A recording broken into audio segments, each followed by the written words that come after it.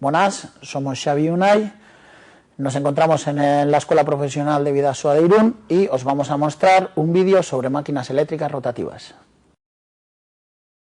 Los consumos eléctricos y la dependencia en movilidad está llegando a récords históricos. Las previsiones de necesidades eléctricas futuras establecen más y más aumento de demanda. Un ejemplo básico, los coches eléctricos. El debate sobre la necesidad de las centrales atómicas está de nuevo entre los planes de gobiernos de muchos estados. En cambio, las energías renovables parecen abrirse camino. Todos ellos basados en las mismas teorías y prácticas físicas de laboratorio que 200 años antes aquellos chiflados científicos como Faraday, Ampère, Tesla y tantos otros establecieron cuando se fundamentaron las leyes electromagnéticas elementales. Hoy en día, bajo las mismas teorías, el mundo avanza todavía con ellas. Vamos a ver cómo, mediante el movimiento, conseguimos electricidad. A este efecto se le llama efecto generador.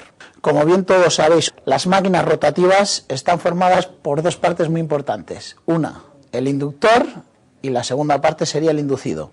Inductor sería la parte fija del motor, mientras que el inducido sería la parte que se mueve o gira, en este caso también denominado rotor. Hemos cogido el inducido del parabrisas de un camión y lo hemos sujetado al tornillo. Al mismo tiempo tenemos una palanca o un asidero que nos va a permitir girar el inducido.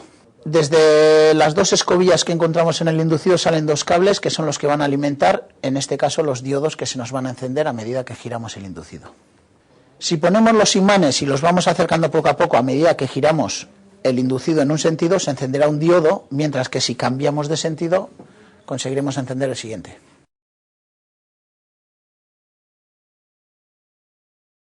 En esta segunda práctica vamos a ver qué es el efecto motor. Tenemos una fuente de alimentación directa, que es la que se va a encargar de meter la tensión correspondiente al inducido. Y veremos que, siempre y cuando no acerquemos imanes, no se va a generar un campo magnético, por lo tanto el inducido no se va a mover. En cuanto acercamos los imanes, el inducido gira. A medida que acercamos más los imanes, más rápido girará. Resumiendo, estos son los puntos más importantes que hemos desarrollado. 1. La dependencia eléctrica y las leyes electromagnéticas.